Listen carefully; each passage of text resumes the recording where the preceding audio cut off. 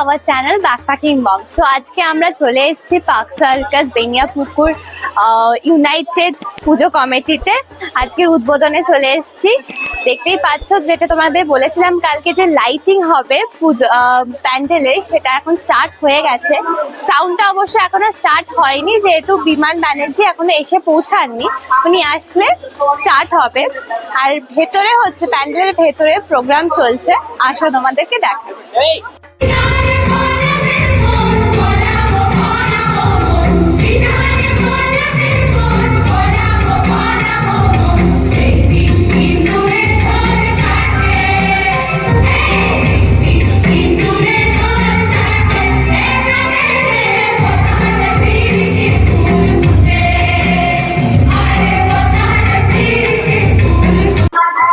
Programme এখনো চলছে, তোমাদের প্রোগ্রামের একটু গ্লিমসেস গুলো দেখিয়ে দিয়েছি। তো এখানে কিন্তু মেলা চলছে। সবার আগে প্যান্ডেলের অপোজিটেই বসেছে হচ্ছে আইসক্রিম স্টল। দেখতেই পাচ্ছ, নিয়ে নিয়েছে আইসক্রিম। খেতে খেতে চলো তোমাদের মেলাটা ঘুরিয়ে দিয়ে। সব থেকে বড় জিনিস, এখানকার একটা অন্যরকম আকর্ষণ হচ্ছে, এখানটায় সামনে মসজিদও আছে, আর ঠিক তার অপোজিটেই হচ্ছে মা দুর্গার প্যান্ডেল। এখানটায় হিন্দু মুসলিম সর্বশেষে সবাই একসাথে মিলিয়ে মিশিয়ে এখানটায় দুর্গাপুজো পালন করে। আর মেলা আজকে শুরু হয়ে গেছে। অনেক রকমের জিনিসপত্র এখানে রয়েছে, তাড়াতাড়ি চলে আসো, এক্সপ্লোর করো, খুব ভালো লাগবে। এখানে এসে আর প্রচুর খাবার দাবার আছে। ততক্ষণে আইসক্রিমটা খেয়ে নিই।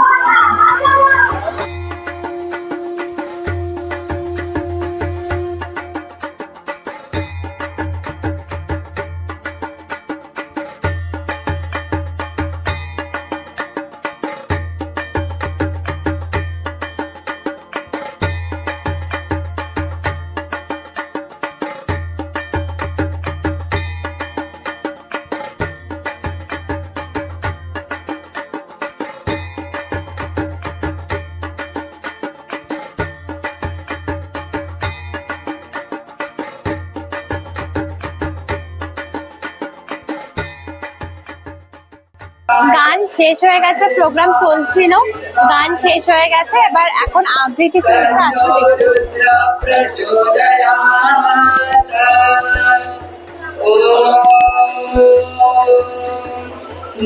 আমরা সত্যি খুব দুঃখিত। আমরা স্পিকার সাহেবকে নিজেরা বলে এসেছিলাম এবং স্পিকার সাহেব আমাদের কথা দিয়েছিলেন যে 7টার মধ্যে আসবেন। উনি বারুইপুরে বললেন আমি আটকে গেছি, আমি আজকে আসতে পারবো না, যেতে যেতে 10:30 বেজে যাবে, সুতরাং থাক, আজকের মতো ছেড়ে দিন, আপনারা নিজেরা করুন। আমি রিকোয়েস্ট করলাম আপনি ভবিষ্যতে আসবেন, কাল পরশু মধ্যে একবার আসবেন, নাহলে আপনার নাম নেওয়া আছে, এটা ঠিক হতো না। সিমিলারলি দেবাশিস কুমারও একই কথা। উনি সিএমের সাথে পুজো উদ্বোধন করতে গেছেন, উনি আটকে গেছেন, বললেন আমি আসতে পারি না। তাকে আমরা আর কী করবো? উনি বললেন যে আমরা শুরু করে দিই, আমরা শুরু করে দিলাম। আর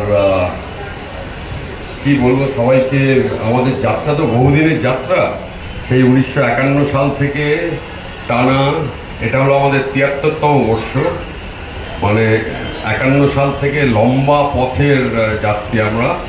আমাদের যে কোনো ইনস্টিটিউশনের পক্ষে এই 73 বছর এক নাগাড়ে পুজো চালিয়ে যাওয়া নিশ্চয়ই একটা কৃতিত্বের কাজ। আমাদের পূর্বসূরীদের অশেষ ধন্যবাদ এবং তাদের প্রণাম জানিয়ে আমরা এই পুজো এবার 73তম বর্ষ উৎসর্গ করছি।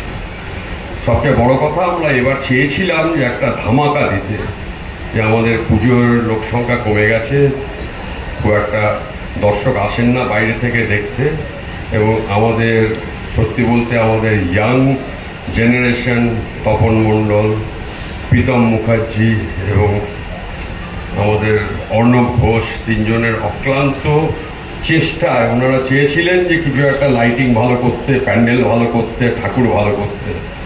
পাকশা গাছের এমনিতেই বৈশিষ্ট্য ছিল যে রমেশ পালের প্রতিভাতে আমরা বরাবরই খুব জোর দিয়ে এসেছি।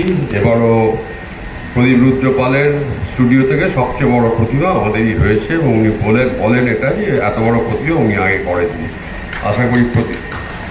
আশা করি প্রতিভা আপনাদের ভালো লাগবে।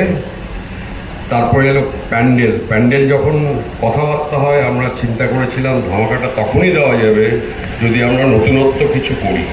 তার কথায় কথায় এলো যে আমরা নতুন যে পার্লামেন্ট হাউস হয়েছে, সেই পার্লামেন্ট হাউসের আদলে আমরা একটা নতুন ধরনের প্যান্ডেল করবো, যাকে আমরা পার্লামেন্ট হাউসে প্যান্ডেল করেছি, এবং সবারই, এবং হেমন্তের মধ্যে অনেকে করেছে, প্রত্যেকটা রাষ্ট্রপতিদের ছবি আনিয়ে ছবি বাঁধিয়ে সেইভাবে লাগানো, এটা কম কাজ না, এটা বিশাল কাজ। এবং আমরা প্রথম এখনও রানিং রাষ্ট্রপতি থেকে শুরু করে আমাদের ফরমার প্রত্যেক রাষ্ট্রপতির ছবি আমাদের প্যান্ডেলে পাবেন, এবং এটা ডেফিনেটলি নতুন পার্লামেন্ট হাউসের সেন্ট্রাল ভিস্টা বলে তার আদলেই করা হয়েছে। অ্যাটলিস্ট সিলিংটা তো একদমই ওরমই হয়েছে। সিলিংয়ে দেখতে পাবেন আমাদের কনস্টিটিউশনের সব কিছু রয়েছে। আর তারপর আমি বলবো এর পরের ব্যাপার, যেহেতু এত বড় এরিয়া, আমাদের লাইটিং কখনোই ঠিক হয় না, তবে এবার আমরা লাইটিংয়ে জোর দিয়েছি, এবং লাইটিংয়ে আমি তপন মণ্ডলের কথা একটু স্পেশালভাবে বলবো, ওপরও কম্প্রোমাইজ করেনি, যেখানে যা করার ঠিক তাই করা হয়েছে। এর জন্য আমাদের পুলিশের ওখানে গিয়ে আলাদাভাবে পারমিশন নিতে হয়েছে, কারণ কি সবাই লেজার লাইট বলে একটা ছড়িয়ে দিয়েছিল, পাকসায় লেজার লাইট হচ্ছে, সুতরাং এটা বন্ধ করা হোক, যাকে আমরা পুলিশদের বুঝিয়ে টুঝিয়ে ব্যবস্থা ঠিক করেছি। আমাদের পুজো যেমন হয়, পুজো, চণ্ডীপাঠ, অঞ্জলি প্রদান, প্রসাদ বিতরণ সব যেরকম ছিল সেরকমই থাকবে, সবই হবে, সিঁদুর খেলা হবে, সবই আমরা আগের মতো করবো। তবে এই ধামাকাটুকু আমরা চাই যে এবার যাতে আপনাদের মুখে মুখে সবাইকে বলে বেড়ান যে পুজোটা দেখতে আসুন, দয়া করে এবার একটু ভিড় হোক, আমরা সেটাই চাই।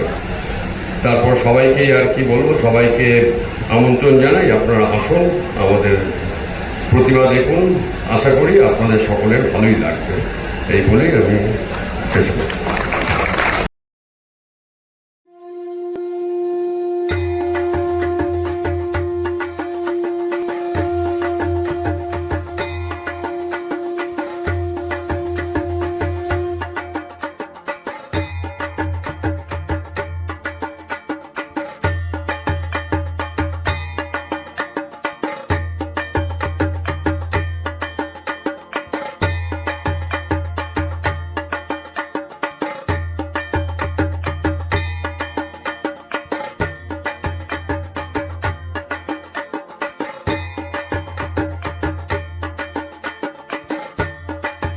তোমরা সকলে পুজোতে এসো আর এই মেলাটা অবশ্যই এক্সপ্লোর করো।